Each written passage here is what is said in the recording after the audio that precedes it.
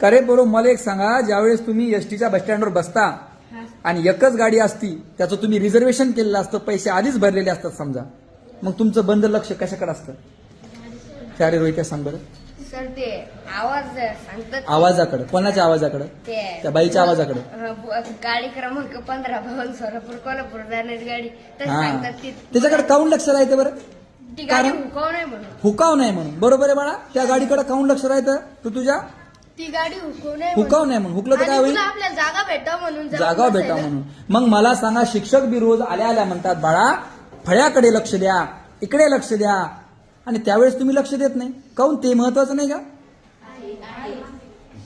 ज्यावेळेस शिक्षक म्हणतात बेटा लक्षपूर्वक काळजीपूर्वक ऐका बरं, की आपलं सगळं लक्ष द्या, बस स्टँडवर बसल्यावर बस पाहिजे, की आज नवीन सर काहीतरी गोष्ट आपल्याला सांगणार आणि ती गोष्ट आपल्याला समजली पाहिजे.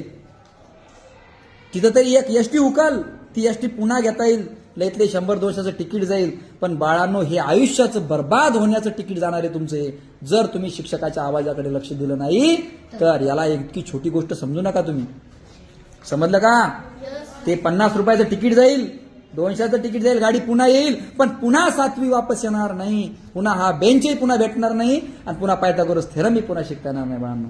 त्यामुळे आज माझ्या आवाजाकडे सगळ्यांनी लक्ष द्या. कोण कोण देणारे सगळ्यांनी लक्ष आवाजाकडे? व्हेरी